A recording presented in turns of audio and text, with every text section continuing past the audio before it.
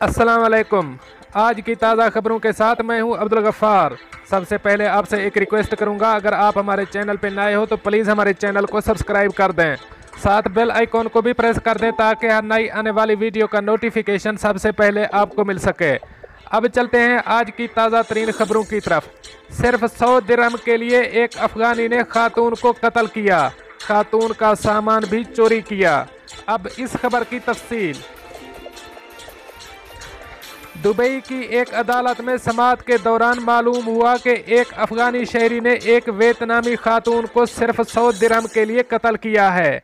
42 साल अफगानी जो construction worker था ने खातून का गला दबाकर बेईमाना तरीके से कत्ल किया।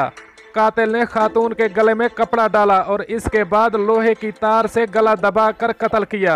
अदालती समाअत के दौरान मालूम हुआ कि मुलजिम ने खातून को जिनसी अमल के लिए 100 दिरहम मांगे थे, जिसे वापस न करने पर वो गुस्सा हुआ और खातून को कत्ल करके इसके सोने का ब्रेसलेट, सोने की अंगूठी चुराई। मुलजिम पर गैर कानूनी जिनसी अमल करने, निजी अमलाक को नुकसान पहुंचाने का इल्ज़ाम है।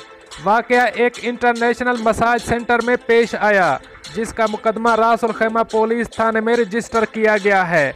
पुलिस लेफ्टिनेंट ने बताया कि डॉक्टरों ने बताया कि खातून को कत्ल किया गया है, जिसके बाद पुलिस ने ट्रेस करके मुलजिम को गिरफ्तार किया, जिसने अपने जुर्म का एतराफ़ कर लिया। मुलजिम ने कत्ल के बाद मकतूला की तमाम चीज़ों पर कब्जा किया और वहां से फरार हुआ। अदालत ने केस की मजीद समाअत 1 नवंबर तक मुलतवी कर दी, जिसमें मुलजिम पर फर्द जुर्म आयद की जाएगी। अब चलते हैं हमारी अगली खबर की तरफ।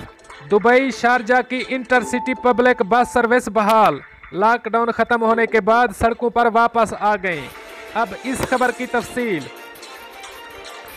कोरोना की दहशत ने जहां लोगों को घरों में महसूर रहने पर मजबूर कर दिया था, वहां जिंदगी के हर शोबे को इस वबा के मनफी असरात ने मुतासर किया।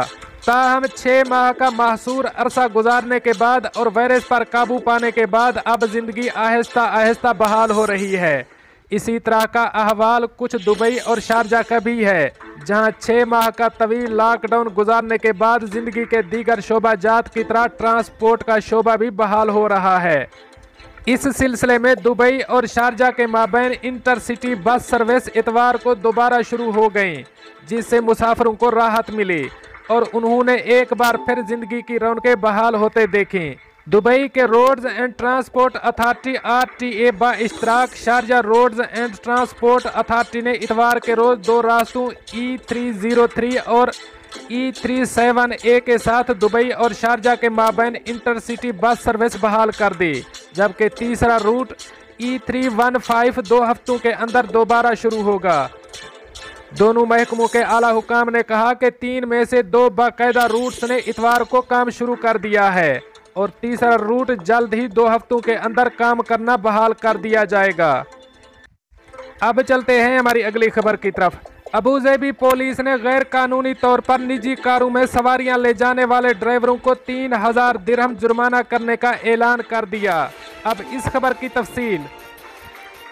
एक बार फिर गाड़ी चलाने वालों को आला हुक्काम की जानिब से मुतनब्बे किया गया है कि अपनी निजी गाड़ियों को गैर कानूनी तौर पर प्राइवेट टैक्सी सर्विस पर मुंतकिल करने वाले अफराद को 3000 दिरहम जुर्माना और सजा का खतरा हो सकता है।